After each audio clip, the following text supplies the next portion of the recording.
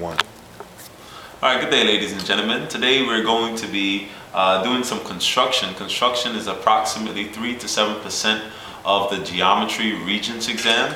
So it would be helpful for you to have mastered this aspect of geometry. It can be simple and helpful at the same time when it comes to learning geometry. So here we go. The first thing we're going to focus on is we're going to focus on constructing angles.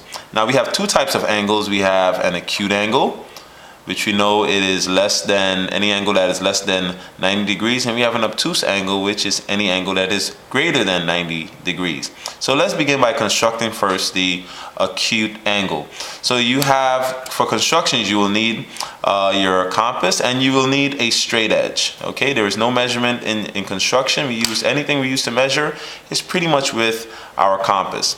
So the first step is that in order to construct the angle, you want to first begin by drawing a line.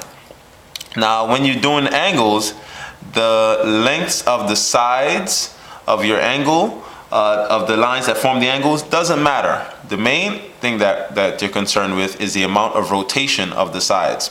So we first draw our line, right? And so the first thing you want to do, first want to begin with the angle that you're dealing with.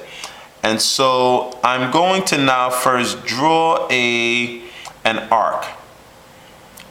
All right, it's an arbitrary measurement. I just pick any measurement and I make sure I determine that. If you look, you will see that this length here is consistent down here and here.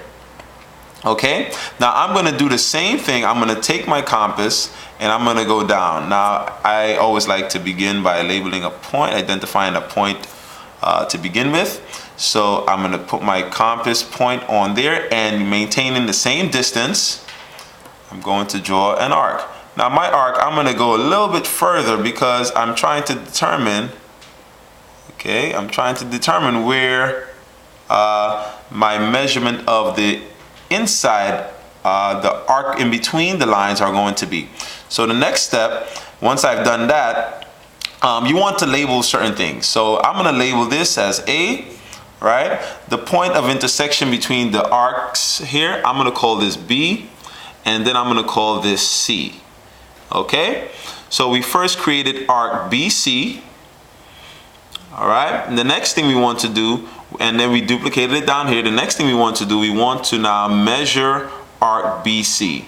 All right, so we're going to take BC, we find that measurement, all right, get it as exact as possible, and I'm going to take that measurement and come down, and now I'm going to construct my arc. So now you want to take your point, so measurement and point, bring it here, and so now I want to construct an arc.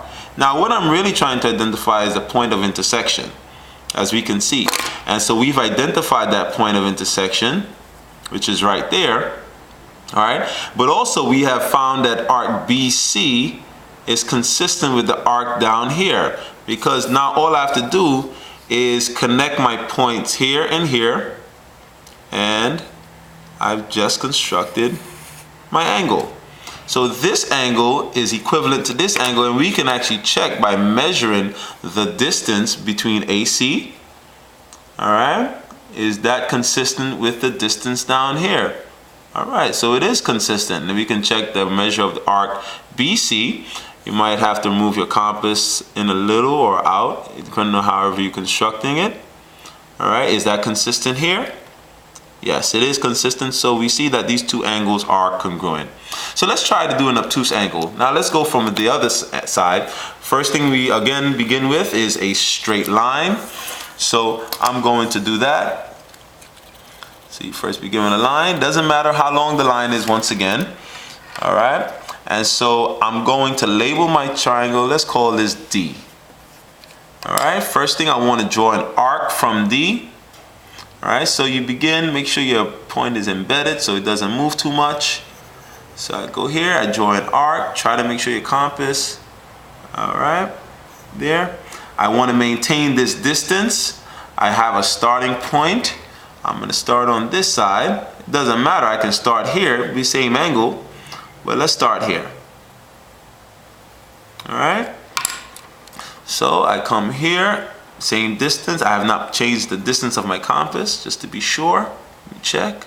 All right, still the same. So now I'm gonna draw an arc. Now we shouldn't stop here, because we can see that our angle is a little wider, so we should go a little further. So I'm gonna go a little bit further. Sometimes you might have to turn the paper, or maybe the turning of the wrist. As you can see, I'm just using one hand to make my arcs. And so I've just found this, I've just created this arc here, maintaining the same distance, which is the radius, if you were to draw a circle. Okay, now the next step, I want to make sure I label everything, so I'm gonna label my points of intersection, E, and I'm gonna call this F. All right, so now from here, I want to now find the measure of this arc length from here, this between E and F. So I may keep that distance, I maintain that distance with my compass, and so I'm going to bring now at this point here, and I'm going to construct an arc up here. All right, so we see we've identified the point of intersection, which is approximately here. So now I'm going to draw my angle. All right, so now this angle is this angle here. We can actually check it. All right, now you should always show your marks. I did measure it here, so you can also show that marking as well up here, just to be sure. All right, from there, that's the distance maintained. That's this distance, my arc. And we've constructed two angles, one acute and one obtuse. All right, this is Mr. Alker.